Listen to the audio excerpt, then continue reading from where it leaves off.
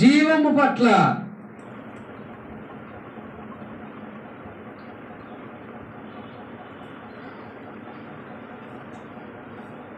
జీవము పట్ల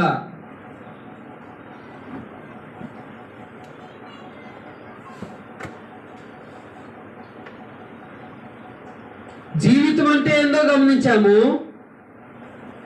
జీవము అంటే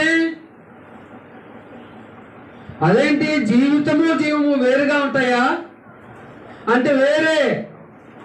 జీవితం వేరే, జీవము వేరే. జీవితం అనగా మనము భౌతికంగా పుట్టిన దాన్ని గురించి, భౌతికంగా మేలు పొందిన దాన్ని గురించి, మొత్తం కూడా భౌతికంగానే ఉంటుంది జీవితం అంటే.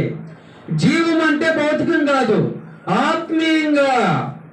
ఏందో ఆత్మీయంగా గమనించడానికి ప్రయత్నం చేద్దాము. జీవం పట్ల ఎలాగో కృతజ్ఞత కలిగి ఉండాలో గమనించడానికి ప్రయత్నం చేద్దాము. ఎందుకంటే జీవం అనగా మన యొక్క దేహములో, మన దేహంలో దేవుడు ఏముంచాడు? మన దేహంలో దేవుడు ఏముంచాడండి? ఆత్మను ఉంచాడు. అవునా కదా? దేవుడు మన దేహంలో ఆత్మను ఉంచాడు. ఆత్మ ఎవరి స్వరూపము? ఆత్మ ఎవరి స్వరూపం అండి? దేవుని స్వరూపము. ఆదికాండము 1:26 కదండి. ఆదికాండము 1:26. ఆదికాండము 1:26. 1:26. దేవుడు మన స్వరూపమందు మన పోలిక చొప్పున నరులను చేయదము. ఏంటిది? దేవుడు మన స్వరూపమందు మన పోలిక చొప్పున. ఇక్కడ నాది ఒక ప్రశ్న, దేవుని స్వరూపం అంటే ఏంది? పోలిక అంటే ఏమిటి? దేవుని స్వరూపం అంటే ఏంటి? పోలిక అంటే ఏమిటి? ఆయన నల్లగా ఉన్నాడా? ఎర్రగా ఉన్నాడా? పొట్టిగా ఉన్నాడా? పొడుగ్గా ఉన్నాడా? ఏంది దేవుని స్వరూపం? దేవుని స్వరూపం ఏందండి? మన హృదయములో ఉంచబడినటువంటి ఆత్మ. ఏంటిది? మన హృదయములో ఉంచబడినటువంటి ఆత్మ. అది దేవుని స్వరూపమైనది. మన హృదయంలో ఉంచబడినటువంటి ఆత్మ. మీరు ఆదికాండము 2:7 గమనిస్తే, ఆదికాండము 2:7 గమనిస్తే, మానవుణ్ణి తయారు చేసినప్పుడు ఎలా చేశాడు? దేవుడైన యెహోవా నేల మట్టితో నరుని నిర్మించి, దేవుడైన యెహోవా నేల మట్టితో నరుని నిర్మించి వాని నాసికా రంధ్రములో జీవవాయువును వదగా నరుడు జీవాత్మ అయిను. దేవుని స్వరూపం అంటే నల్లగానో, ఎర్రగానో, పొట్టిగానో, పొడిగానో కాదు. మన హృదయంలో నింపబడినటువంటి ఆత్మను గురించి దేవుడు తెలియజేస్తున్నాడు. కాబట్టి ఆ ఆత్మ అనేది జీవమైనది. అప్పటి వరకు నేల మంటితో చేసిన నరుడు ఎటు కదిలించినా కూడా కదలిక లేకుండా ఉన్నాడు. అంటే జీవము లేకుండా ఉన్నాడు, స్పర్శ లేకుండా ఉన్నాడు. అటువంటి నరుడు యొక్క నాసికా రంధ్రముల ద్వారా ఆయన జీవవాయువును వదగా నరుడేమయ్యాడు? అప్పుడు కదలిక ప్రారంభమైంది నరుడికి. అప్పుడు కదలిక ప్రారంభమైంది. కాబట్టి సహోదరి సోదరులారా, ప్రసంగి గ్రంథము 12:7 దేవుడు, ప్రసంగి అయిన సొలొమోను ద్వారా దేవుడు ఒక మాటను తెలియజేస్తాడు. మన్నైంది మళ్ళా మన్నుకు చేరును, ఆత్మ తాను దయచేసింది దేవుని ఎదుక మళ్ళా. అర్థమవుతుందండి? అంటే ఈ శరీరము, ఈ జీవితం అనేది మట్టిలో కలిసిపోద్ది. మనం 160 సంవత్సరాలు, 70 సంవత్సరాలు, 100 సంవత్సరాలు బ్రతికి చనిపోతాం కదా. చనిపోయిన ఒక గంటకు సమాధి చేసిన, ఒక రోజు సమాధి చేసిన, 2 రోజులు సమాధి చేసిన ఈ శరీరం అనేది ఏమైంది? మట్టిలో కలిసిపోతాయి. కానీ జీవము అంటే ఆత్మ మాత్రము ఎక్కడి నుంచి అయితే వచ్చిందో మళ్ళా అక్కడికే వెళ్ళిపోద్ది. కాదు నా ఆత్మను ఎక్కడ తీసుకెళ్ళొద్దు, పలానా చోట ఉంచని అంటానికి ఎవరికి అక్కలేదు భూమి మీద. దేవుణ్ణి ఎరిగిన వాళ్ళైనా ఎరగిన వాళ్ళైనా ఎవరి ఆత్మ అయినా. అక్కడ పాతాళంలో 2 ప్రదేశాలు ఉన్నాయి. నెమ్మదైన ప్రదేశము, వేదనకరమైన ప్రదేశము. ఈ 2 ప్రదేశాల్లో ఏ ఆత్మ అయితే భూమి మీద దేవుని నమ్ముకొని దేవుణ్ణి మరణ పర్యంత వరకు దేవుని చిత్తానుసారంగా ఆయనను కొనియాడతారో, ఆయనను గణపరుస్తారో, ఆ ఆత్మ నెమ్మది గల ప్రదేశంలో పోద్ది.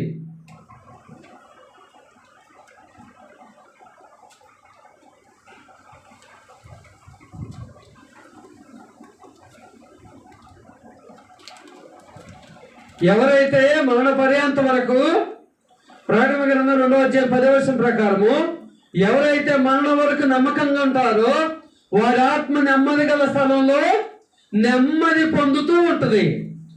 ఎవరైతే దేవుని ఎరగకుండా ఉంటారో, ఎవరైతే దేవుని ఎరగని వారు, ఎరిగినా కూడా మరణం వరకు నమ్మకంగా ఉండని వారు, మధ్యలో తప్పిపోయేవారు, ఈ ఆత్మలన్నీ ఎక్కడ పోతాయి? వేదనకరమైన స్థలంలో పోతాయి. మనం అక్కడ లంచం ఇయటానికి అటోళ్ళు ఇటోళ్ళు అటు వెళ్ళటానికి మధ్యలో మహా అగాధము ఏర్పరిచాడు దేవుడు. మహా అగాధము ఏర్పాటు చేశాడు. పిల్లలు మాట్లాడుతుంది కాబట్టి ఎవరైతే మరణ పర్యాంత వరకు దేవునికి నమ్మకంగా ఉంటారో ఆ ఆత్మ మళ్ళా దేవుడు ఈ ప్రదేశాన్ని నిర్ణయించాడు. ఈ ప్రదేశంలోకి వెళ్తుంది. భూమి మీద ఎప్పటి వరకు చనిపోయినటువంటి, ఈ సెకండ్ వరకు చనిపోయినటువంటి ఏ ఆత్మ అయినా సరే దేవుడు నిర్ణయించిన ఈ ప్రదేశంలో కానీ ఈ ప్రదేశంలోనే ఉంటుంది. క్రీస్తు ప్రభు అక్కడే పరలోకం చేరాడు. క్రీస్తు ప్రభు తర్వాత చనిపోయినటువంటి మొట్టమొదటి మానవుడు ఆదాము మొదలుకొని ఈ సెకండ్ వరకు చనిపోయిన వాళ్ళు ఎవరో కూడా పరలోకం చేరలేదు. ఎప్పుడు తీర్పు వరకు ఈ దీన్ని ఆత్మల స్టోరేజ్ ప్రాంతం అంటారు. ఏంది? ఆత్మల స్టోరేజ్ ప్రాంతం అంటే నిల్వ.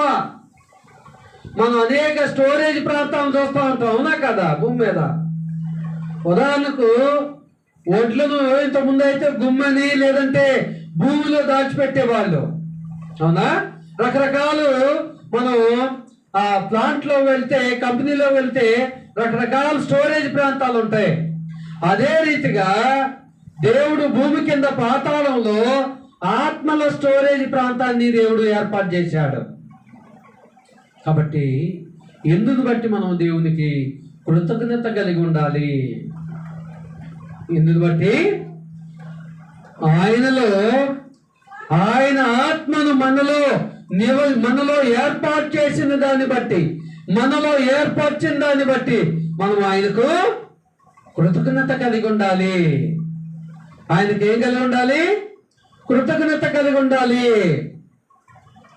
అంటే ఒక మాటలో మనం చెప్పాలంటే ఆయన స్వరూపాన్ని మనకు ఇచ్చిన దాన్ని బట్టి, ఆయన స్వరూపాన్ని మనకి ఇచ్చిన దాన్ని బట్టి, ఆయన పోలికను మనకి ఇచ్చిన దాన్ని బట్టి మనం ఏం కలిగి ఉండాలి? కృతజ్ఞత కలిగి ఉండాలి. అయితే దైవ స్వభావం అంటే అర్థమేమైనది? దైవ స్వభావము, దైవ స్వభావం అర్థం కావాలంటే ముందుగా మానవ స్వభావం ఏమైనది?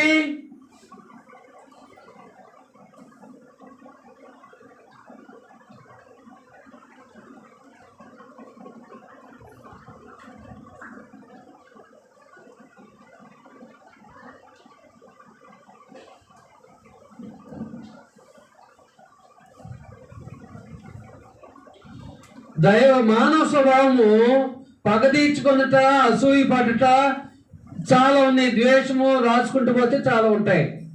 దైవ స్వభావం అంటే ప్రేమ కలిగి ఉండుట, దయ చూపుట, కనికరము చూపుట, కాపుదలనిచ్చుట, ఇంకా చాలా ఉన్నాయి. అంటే క్రీస్తులోకి రాకమునుపు మనము పగ తీర్చుకునే స్వభావం గల వారికి ఉన్నాము. అసూయ పడ్డాము, ద్వేషించాము, కుళ్ళుకున్నాము. రకరకాల స్వభావాలు ఉన్నాయి మన శరీరంలో, అంటే మన ఆత్మలో, మన హృదయంలో. మరి దైవ లక్షణాన్ని కలిగి ఉన్న తర్వాత, దైవ లక్షణాన్ని దేవుడు మన హృదయంలో నింపిన తర్వాత మనం ఎలాగుండాలండి? ప్రేమను కలిగి ఉండాలి, దయను కలిగి ఉండాలి, కనికరమును కలిగి ఉండాలి, కాపుదలు ఇచ్చేవారిగా ఉండాలి. అవునా? మరి మనం ఎలాంటి స్వభావాలు కలిగి ఉంటున్నామా? ఒకసారి మనం ఆత్మ పరిశీలన చేసుకుందాం. క్రైస్తవ సమాజంలో ఉన్నటువంటి వారు ఎంతమంది ప్రేమను కలిగి ఉంటున్నారు? వారి కుటుంబ సభ్యుల పట్లే కానీ, బంధువుల పట్లే కానీ, స్నేహితుల పట్లే కానీ, ముఖ్యంగా నశించిపోతున్న ఆత్మల పట్ల.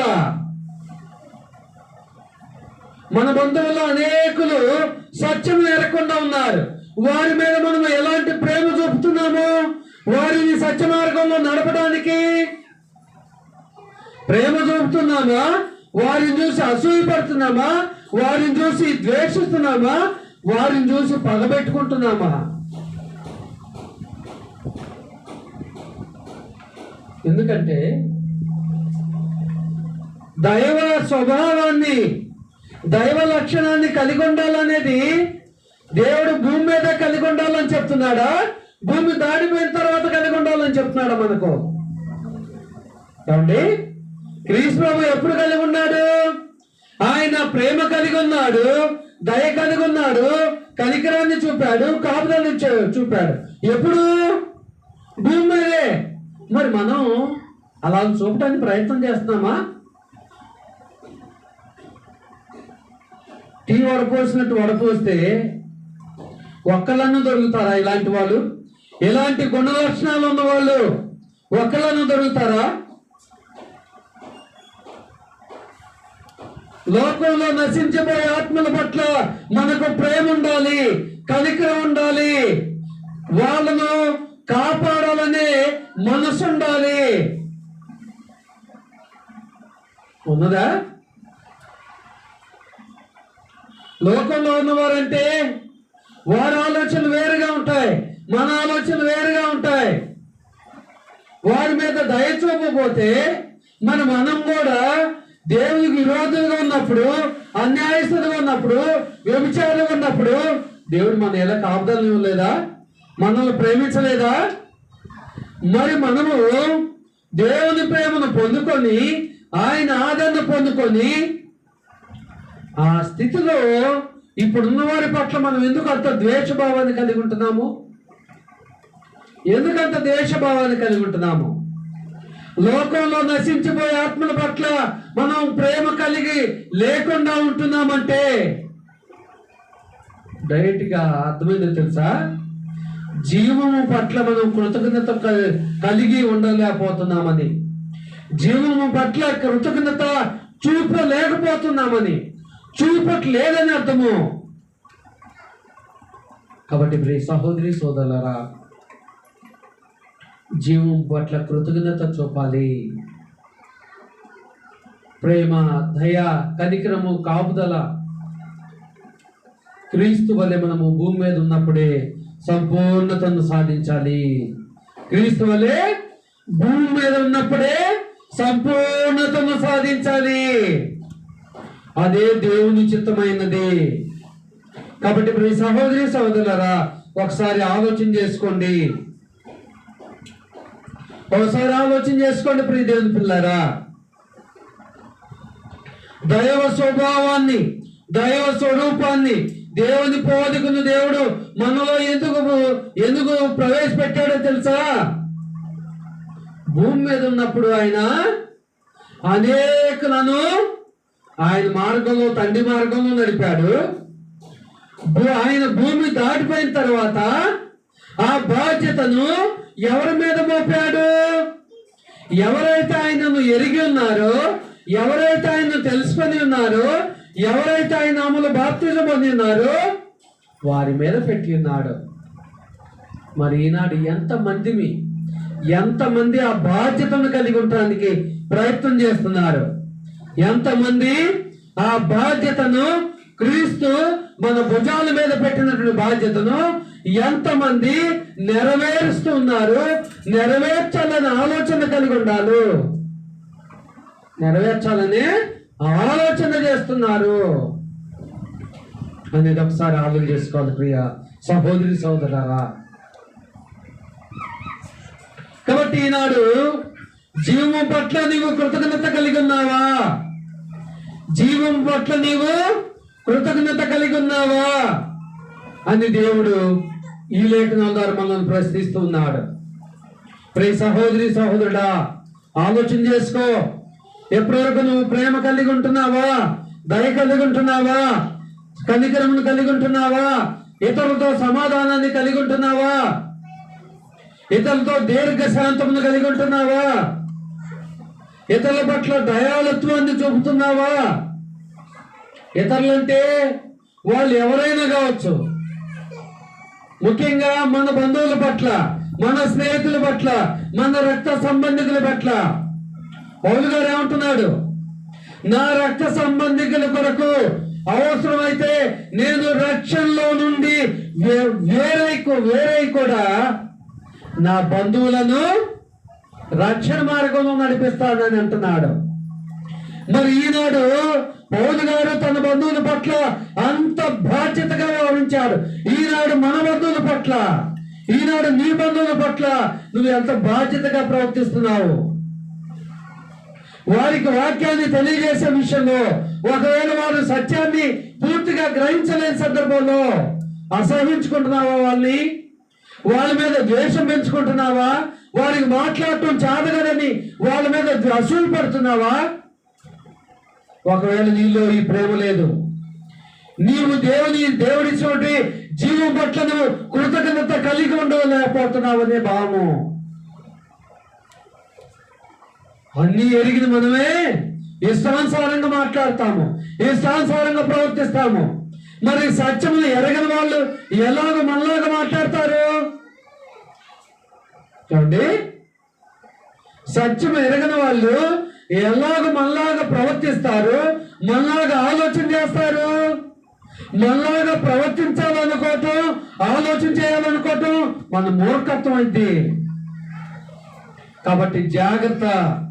ఎందుకంటే దేవుడు మన మీద చాలా బృహత్తరమైన బాధ్యతను, గొప్ప బాధ్యతను దేవుడు మన మీద ఉంచాడు.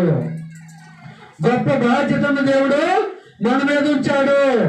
ఆయన భూమి మీద 3.5 సంవత్సరాలు, 33.5 సంవత్సరాలు సువార్త ప్రకటించాడు. అంటే మరణ వరకు సువార్త ప్రకటించాడు. మనం కూడా మరణ వరకు సువార్త ప్రకటించాలి. మరణ వరకు ఏం చేయాలి? సువార్త ప్రకటించాలి. కాబట్టి ఒకసారి ఆలోచన చేసుకోవాలి, ఒకసారి మనం చేసుకోవాలి. నేను నిజంగా ప్రేమ కలిగి ఉంటున్నానా? దయ కలిగి ఉంటున్నానా? సమాధానాన్ని కలిగి ఉంటున్నానా? దీర్ఘశాంతమును కలిగి ఉంటున్నానా?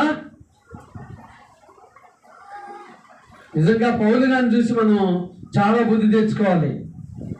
తన సొంత రక్త సంబంధికుల కొరకు తను ఏం చేస్తానన్నాడు? తను రక్షణ నుండి, అంటే రక్షణ నుండి వేరైపోతానంటే దేవుడిచ్చే నిత్య రాజ్యం నుండి కూడా వేరైపోతాను. ఎందుకో తెలుసా? నా శారీరక బంధువులు నాకు అంత ఇంపార్టెంట్. నేను పొందుకునే బాధ్యతను, నేను పొందుకోబోయే బాధ్యతను నా తల్లిదండ్రులు పొందుకోవాలి, నా అక్కచెల్లెలు పొందుకోవాలి, నా అన్నదమ్ములు పొందుకోవాలి, నా శ్రేయోభిలాషులందరూ పొందుకోవాలి అన్నప్పుడు వాళ్ళతో మనం ప్రేమగా వ్యవహరించాలి. ప్రేమ అనేక దోషములను కప్పును, పగ అనేకమైన దోషాలను రేపును. ప్రేమ అయితే కప్పుతుంది, పగ అయితే రేపుతుంది. కాబట్టి ప్రియ సహోదరి సహోదరులారా, దైవ స్వభావాన్ని ఎప్పుడు నువ్వు ధరించుకున్నావు? బాప్తిజం పొందినప్పుడు. మరి నువ్వు బాప్తిజం పొంది నెల కావచ్చు, 2 నెలలు కావచ్చు, సంవత్సరం కావచ్చు, 2 సంవత్సరాలు కావచ్చు, 10 సంవత్సరాలు కావచ్చు. ఈ టైంలో నువ్వు ఎంత మట్టుకు దైవ లక్షణాన్ని, దైవ స్వభావాన్ని కలిగి ఉండడానికి ప్రయత్నం చేస్తున్నావు, దైవ స్వభావాన్ని అలవర్చుకోవడానికి ప్రయత్నం చేస్తున్నావు. దేవుళ్ళు ఎక్కడగడా జీవమును బట్టి నువ్వు కృతజ్ఞత కలిగి ఉన్నావా? నువ్వు మార్మనసు పొందిన నాటి నుండి మరణించే వరకు జీవం పట్ల నువ్వు కృతజ్ఞత కలిగి ఉన్నావా లేవా అని దేవుడు ప్రశ్నిస్తాడా, ప్రశ్నించడా?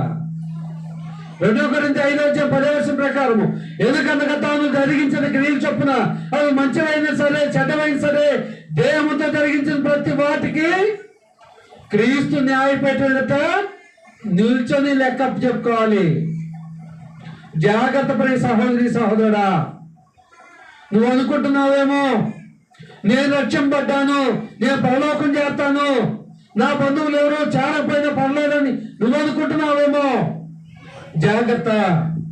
నీ శారీరక బంధువులు ప్రతి ఒక్కరి పట్ల దేవుడు నిన్ను లెక్క అడుగుతాడు. నీ స్నేహితుల గురించి నిన్ను లెక్క అడుగుతాడు. నీ శ్రేయోభిలాషుల గురించి దేవుడు నిన్ను లెక్క అడుగుతాడు. ప్రతి ఒక్కరి గురించి లెక్క తాలూకా నీ దగ్గర సమాధానం ఉండాలి. నీ దగ్గరే ఉండాలి, సమాధానం ఉండాలి. చూడండి, షాపులు కానీ కంపెనీ వాళ్ళు కానీ రికార్డ్స్ అన్ని ఎలాగ భద్రపరుచుకుంటారండి? చాలా జాగ్రత్తగా భద్రపరుచుకుంటారు. ఎందుకో తెలుసా? ఎవరైనా పై ఆఫీసర్లు వచ్చినప్పుడు ఎప్పుడు ఏమన్నారు వాళ్ళ యొక్క రికార్డ్ షీట్ మొత్తం తీసి చూపిస్తారు. అలాగ రికార్డ్ షీట్ ప్రతి ఒక్కరికి ఉంటుంది. ఆ రికార్డ్ షీట్ రాసేవారు దేవుడు. కాబట్టి మీ సహోదరి సోదరులారా, దైవ స్వభావాన్ని కలిగి ఉన్న మనం ఎలాగుంటున్నామనేది ఒకసారి ఆలోచన చేసుకోవాలి. యాకోబు పత్రిక 3:9 గమనిస్తే, యాకోబు పత్రిక 3:9, యాకోబు పత్రిక 3:9.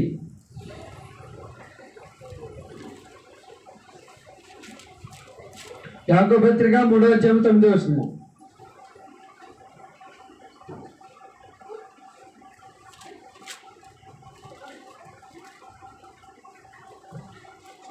3:9 అండి. దీనితో తండ్రి అయిన ప్రభువును స్తుతింతుము, దీనితోనే దేవుని పోలికగా పుట్టిన మనుషులను శపింతుము. కాబట్టి మనము దేవుని పోలికగా పుట్టినటువంటి మనము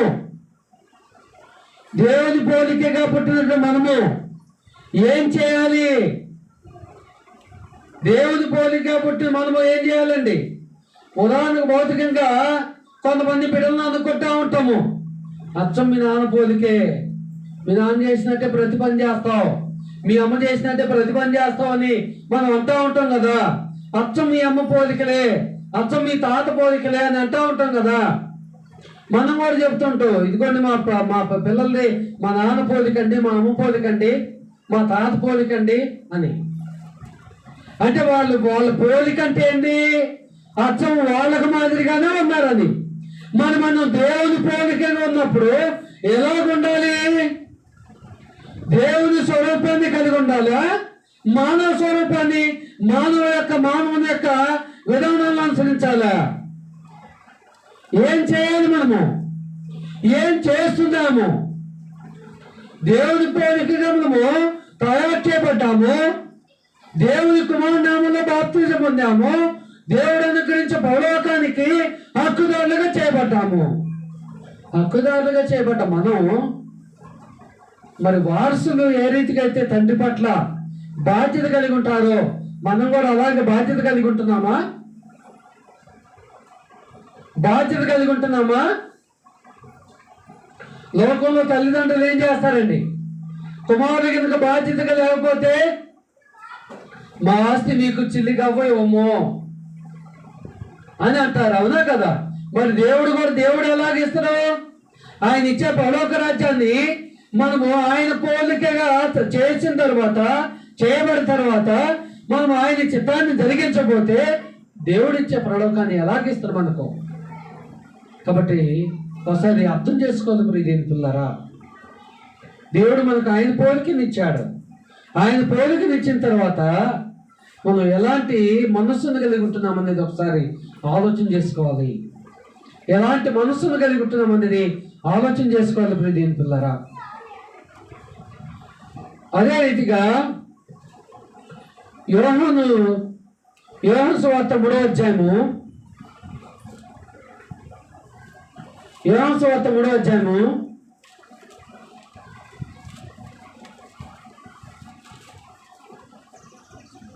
3:16.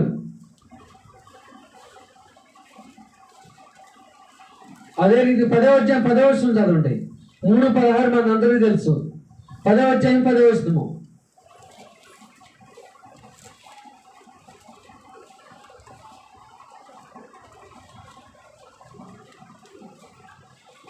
దొంగతనమును, హత్యను, నాశనమును చేయటకు వచ్చును గాని మరి దేనికి రాడు. గొర్రెలకు జీవము కలుగుటకును అది సమృద్ధిగా కలుగుటకును నేను వచ్చి తినని నీతో నిత్యముగా చెప్పుచున్నాను. గొర్రెలకు జీవము కలుగుటకు అంటే నిత్య జీవము పొందుటకు, అది సమృద్ధిగా కలుగుటకు నేను భూమి మీదకి వచ్చాను. యోహాను సువార్త 3:16 కూడా నేను చెప్తుండు.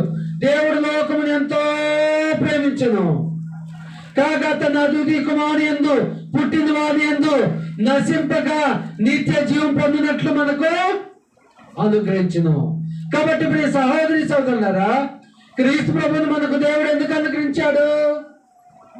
మనము నిత్య జీవాన్ని పొందటానికి, ఆయన ద్వారా నిత్య జీవాన్ని పొందటానికి. మరి నిత్య జీవాన్ని పొందాలంటే కొన్ని క్రియలు చేయాలి.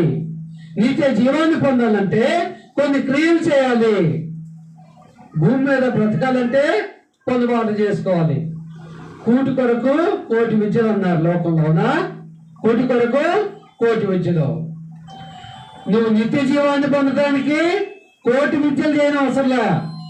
దేవుడు చెప్పినటువంటి ఆ యొక్క విషయాలను పాటిస్తే చాలు. దేవుడు ఎందుకొరకు భూమి మీదకి వచ్చాడు, ఎందుకొరకు నీ కొరకు ఆ యొక్క త్యాగం చేశాడు అనేది అన్ని ఒకసారి ఆలోచన చేసుకోవాలి. ఒక మాటగా చెప్పుకోవాలంటే క్రీస్తు ప్రభు ఎందుకొరకు వచ్చాడో తెలుసా? పోగొట్టుకున్నటువంటి జీవమును తిరిగి ఇవ్వటానికి వచ్చాడు. దీన్ని పోగొట్టుకున్న జీవాన్ని తిరిగి ఇవ్వటానికి వచ్చాడు.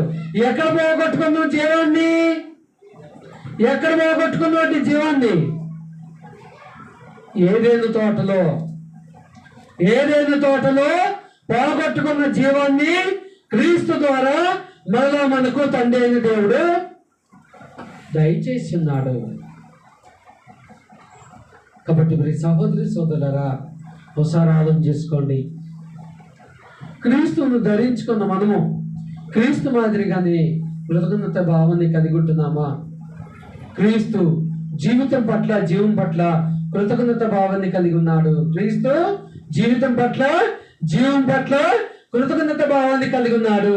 మరి క్రీస్తును అనుసరించే నీవు నేను కూడా కృతజ్ఞత భావాన్ని కలిగి ఉండడానికి ప్రయత్నం చేస్తున్నామా లేదా అనేది ఒకసారి ఆలోచన చేసుకోవాలి. ఏం చేసుకోవాలి? ఆలోచన చేసుకోవాలి. చూడండి ప్రియులారా, దావీదు గారు అయితే భౌతిక జీవితాన్ని బట్టి కృతజ్ఞత చెల్లించాడు. కానీ పౌలు గారు అయితే ఆత్మీయ జీవితాన్ని బట్టి కృతజ్ఞత చెల్లిస్తూ ఉన్నారు. తిమోతి రాసిన మొదటి పత్రిక 12వ గమనించండి. మొదటి తిమోతి 1:12. మొదటి తిమోతి 1:12.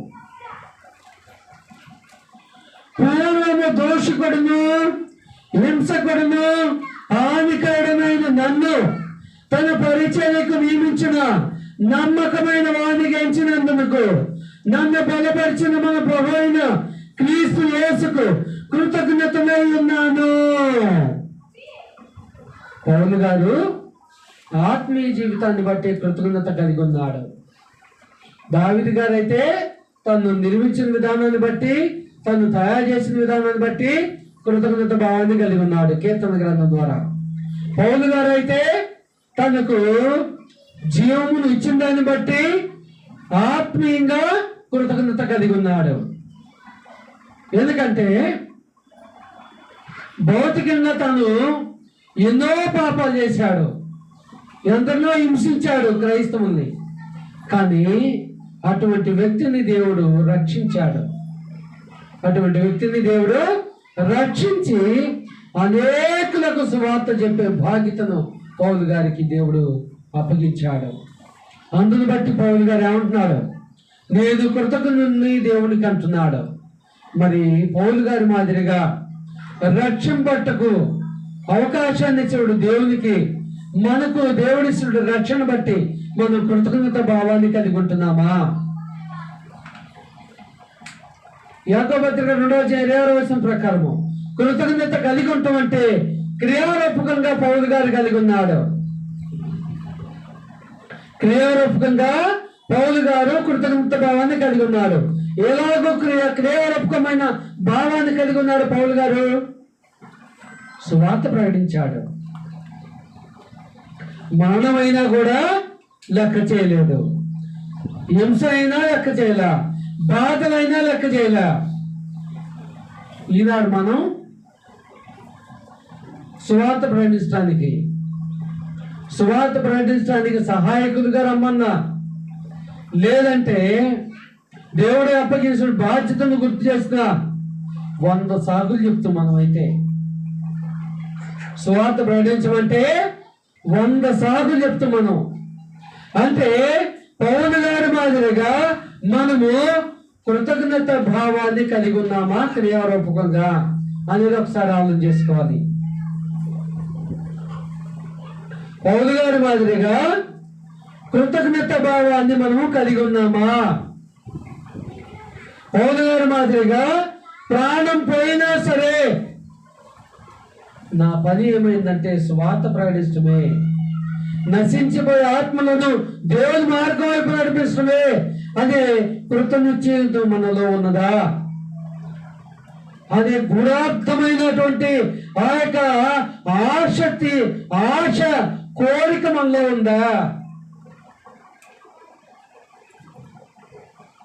ఒక రీతిగా ఒక మాట చెప్పాలంటే వ్యసనమై ఉండాలి.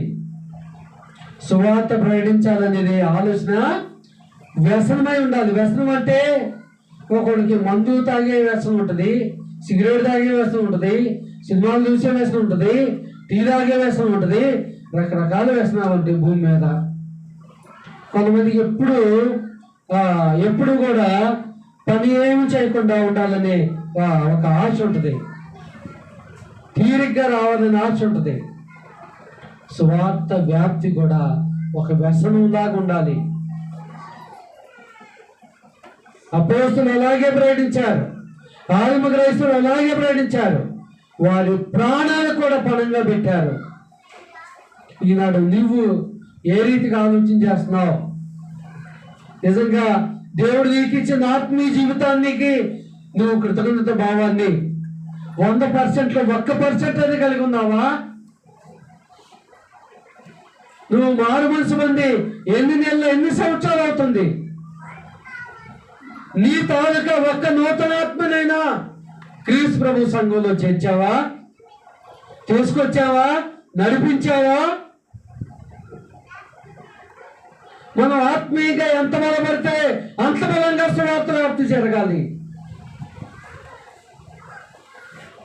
చిన్నపిల్లడప్పుడు ఏం చేస్తాం? పోవాలిస్తాం. పుట్టినప్పుడు 6 మాసాలకు కొద్ది ద్రవ పదార్థాన్ని అందిస్తాం. సంవత్సరానికి ఇప్పుడైతే 6 మాసాల నుంచి అన్వయ పెడుతున్నారు డైరెక్ట్గా. మరి ఎప్పుడు పాలు తాగేవారిగా ఉంటే ఎదుగుదల లేదని అర్థం. కాబట్టి కానీ అదే రీతిగా సంవత్సరాలు కలిసే కొద్దీ నువ్వు సువార్త ప్రకటించే వారి సంఖ్య ఎక్కువ అవ్వాలి, రెట్టింపు అవ్వాలి. వాళ్ళు మారుతారా మారనేది దేవుని చిత్తంలో ఉంది. ముందు నీ బాధ్యతగా నువ్వు సువార్త ప్రకటిస్తున్నావా? ఒకవేళ ప్రకటించబోతే జీవం పట్ల నువ్వు కృతజ్ఞత భావాన్ని కలిగి లేనట్టే, పౌలు గారి మాదిరిగా. కాబట్టి ప్రియ సహోదరి సోదరులారా, ఒకసారి ఆలోచన చేసుకోండి. ఆత్మీయ జీవితాన్ని బట్టి పౌలు గారు అయితే కృతజ్ఞత భావాన్ని కలిగి ఉన్నాడు. నీ ఆత్మీయ జీవితాన్ని బట్టి నువ్వు కృతజ్ఞత భావాన్ని కలిగి ఉంటున్నావా? కృతజ్ఞత భావాన్ని కలిగి ఉంటున్నానని చెప్పుకుని నీవు క్రియారూపకమైన కృతజ్ఞత భావాన్ని కలిగి ఉంటున్నావా? ప్రియ సహోదరి సహోదరుడా, దేవుడు ఆ యొక్క మొదటి తిమోతి 1:12 ద్వారా దేవుడు ఈనాడు ప్రశ్నిస్తున్నాడు, నీ దగ్గర సమాధానం ఉందా? ఒకవేళ సమాధానం ఉంటే నువ్వు దేవుని చేత ఆశీర్వదించబడతావు.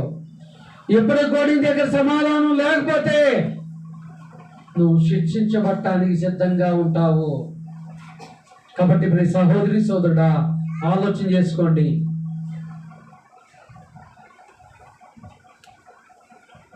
అశ్రద్ధగా ఉన్నద్దు, నిద్రపోవద్దు, ఆలోచన చేసుకోండి. కృతజ్ఞత భావాన్ని, భౌతికంగా కృతజ్ఞత భావాన్ని కలిగి ఉండాలి, ఆత్మీయంగా కృతజ్ఞత భావాన్ని కలిగి ఉండాలి. రెండు విధాలుగా కృతజ్ఞత భావాన్ని కలిగి ఉండాలి. రెండిటిలో ఏది తక్కువైనా, రెండిటిలో ఏ విషయంలో మనము లోటుగా ఉన్నా మనము సంపూర్ణులము కాలేము. సంపూర్ణులము కాలేము. సంపూర్ణతను మన జీవితంలో సాధించలేము. కాబట్టి ప్రియ సహోదరి సోదరులారా, ఒకసారి ఆలోచన చేసుకోండి. దేవుడిని అనుసరించే వారందరూ కూడా దేవుడు కోరుకున్న రీతిగా భౌతికంగాను ఆత్మీయంగాను కృతజ్ఞత భావాన్ని ఎల్లవేళలా కలిగి ఉన్నారా? ఎటువంటి టెక్నాలజీ లేనప్పుడే, ఎటువంటి ప్రయాణ సౌకర్యాలు లేనప్పుడే కొన్ని వేల మైళ్ళు, కొన్ని వేల కిలోమీటర్లు నడిచి సువార్త వ్యాప్తి చేశారు అపోస్తలులు. క్రీస్తు ప్రభు వారు అనేక పట్టణాలకు, అనేక ప్రాంతాలకు తిరిగి సువార్త వ్యాప్తి చేశాడు. ఆదిమ క్రైస్తవులు కూడా అలాగనే చేశారు. వాళ్ళు యెరూషలేము పట్టణం రావడానికి వాళ్ళకు మళ్ళాగా వాహనాలు ఏమీ లేవండి. వాళ్ళకు వాహనాలు ఏమీ కూడా లేవు. ఈనాడు దేవుడు మనకు అన్ని ఏర్పాటు చేసినా కూడా మనము సువార్త వ్యాప్తి చేయలేకపోతున్నాము. సువార్త వ్యాప్తి చేయలేకపోతున్నాము. కృతజ్ఞత భావాన్ని దేవుడు కోరుకున్నట్టుగా 100కి 100% కలిగి ఉండలేకపోతున్నాము. కృతజ్ఞత భావాన్ని కలిగి ఉండలేకపోతున్నాము.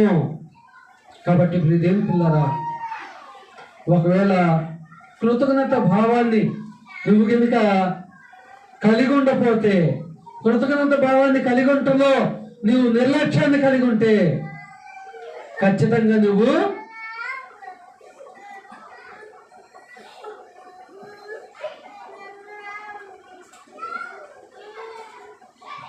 నిత్య జీవానికి దూరం అయిపోతావు. నిత్య జీవాన్ని స్వతంత్రించుకునే వారి లిస్టులో నీ పేరు ఉండదు. నిత్య జీవాన్ని స్వతంత్రించుకునే వారి లిస్టులో నీ పేరు ఉండదు. కాబట్టి ప్రియ దేవుని పిల్లలు, ఒకసారి ఆలోచన చేసుకోండి. జీవం పట్ల మనం కృతజ్ఞత భావాన్ని కలిగి ఉండాలని దేవుడు కోరుతున్నాడు. ఎందుకంటే ఆయన మనకు ఆయన స్వరూపాన్ని ఇచ్చాడు, ఆయన పోలికనిచ్చాడు, ఆయన జీవాన్ని ఇచ్చాడు. ఆయన స్వరూపాన్ని, ఆయన పోలికను, ఆయన జీవాన్ని ఇచ్చాడు. అందుకు బట్టి మనము దేవునికి ఎల్లవేళలా కృతజ్ఞత భావాన్ని కలిగి ఉండాలి. ఎల్లవేళలా కృతజ్ఞత భావాన్ని కలిగి ఉండాలి. ఒకసారి మనం పరిశీలన చేసుకోవాలి. నేను ఎన్ని విషయాల పట్ల దేవునికి కృతజ్ఞత భావాన్ని కలిగి ఉన్నాను. ఇదిగో భౌతిక విషయాల పట్ల దేవుడు నా జీవితంలో ఈమెయిల్ చేస్తున్నాడు, నా భార్య జీవితంలో ఈమెయిల్ చేశాడు, నా భర్త జీవితంలో ఈమెయిల్ చేశాడు, నా బిడ్డల జీవితంలో ఈమెయిల్ చేశాడు. నేను ఎంత మట్టుకు దేవునికి కృతజ్ఞతనై ఉన్నాను. భౌతికంగా మాత్రమే కాదు, ఆత్మీయంగా దేవుడు నాకు జీవాన్ని ఇచ్చాడు, ఆయన స్వరూపాన్ని ఇచ్చాడు, ఆయన పోలికనిచ్చాడు. దీన్ని బట్టి ఎంత మట్టుకు నేను దేవునికి కృతజ్ఞత భావాన్ని కలిగి ఉన్నాను అనే దాన్ని మనము ఆలోచన చేసుకోవాలి. ప్రియ సహోదరి సహోదరులారా, ఈ రెండు కూడా జోడెద్దు లాంటివి. జీవము ప్లస్ జీవితం అనేది జోడెద్దు లాంటివి. ఏది వెనకపోయినా కూడా బండి ముందు వెళ్ళలేదు. అవునా? అంటే ఏది భౌతికమైన విషయంలో జీవితం పట్ల కృతజ్ఞత భావం చెల్లించట్లో మనం లోపం కలిగి ఉన్నా, ఆత్మీయంగా లోపం కలిగి ఉన్నా సంపూర్ణతను సాధించలేము. దీన్ని సంపూర్ణతను సాధించలేము, నిత్య జీవాన్ని పొందుకోలేము. శ్రద్ధగా ఓపికతో మీకు ప్రభు పేట వందనాలు తెలియజేస్తున్నాను.